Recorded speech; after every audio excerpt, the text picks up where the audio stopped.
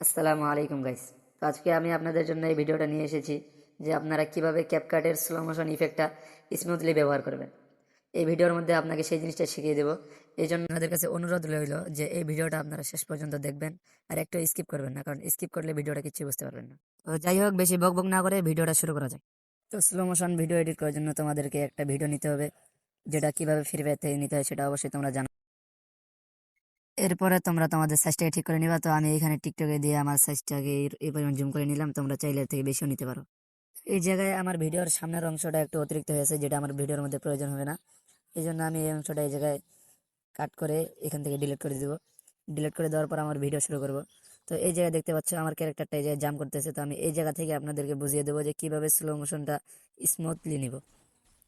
তো আমার video edit করার জন্য সবচাইতে বেশি আমার ভিডিওর উপর ডিফেন্স করে আমার ভিডিওর কোয়ালিটি। তো এই জন্য আপনাদেরকে এখান থেকে অ্যাডজাস্টে যেতে হবে। অ্যাডজাস্টে যাওয়ার পর তো আমি এটাকে একটু 6 ইনক্রিজ করলাম। এরপরে বেশি না 7 দিলাম। এভাবে আপনারা একটু কম বেশি করবেন, যেটা আপনার ভালো লাগবে সেটা আপনারা নিয়ে নেবেন।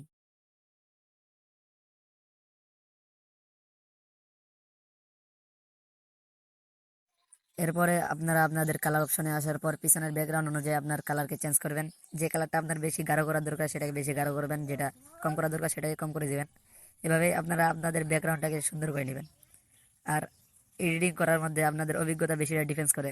তো যাই হোক, আমার ভিডিওর কোয়ালিটি এডিট করা হয়েছে। তো আপনারা এখন দেখতে পাচ্ছেন যে আমার ভিডিওর কোয়ালিটিটা কেমন হয়েছে। এখন আমি এই জায়গায় আমার ক্যারেক্টারটাকে স্লো করব। তো এই জায়গায় আমি আমার ক্যারেক্টারটাকে স্লো করব, এই জন্য এখানে একটু কাট করে নেব আর সামনে আর একটু কাট করে নেব। কাট করে নেওয়ার পর সেই কাট করা অংশতে ক্লিক করার পর এদিকে দেখবা তোমরা যে স্পিড লেখা আছে।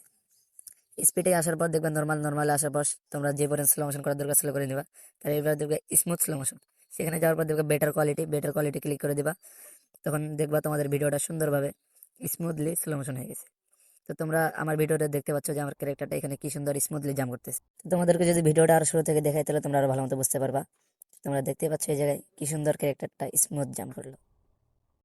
তো গাইস, এই ছিল আজকের ভিডিও। আশা করি ভিডিওটা তোমাদেরকে ভালো লাগছে। আর একটা বিষয় হচ্ছে, একটা ভিডিও এডিট করতে গেলে খুব কষ্ট হয়। এই জন্য আমাকে ছোট ভাই মনে করে এই চ্যানেলটাকে একটা লাইক আর একটা সাবস্ক্রাইব করে দিও। আর এর সঙ্গে কমেন্টের মধ্যে এটা বলে যাবেন যে আপনাদের এই জিনিসটা কতবার হারিয়েছে। তো যাই হোক, আজকের ভিডিও এই পর্যন্ত। খোদা হাফেজ।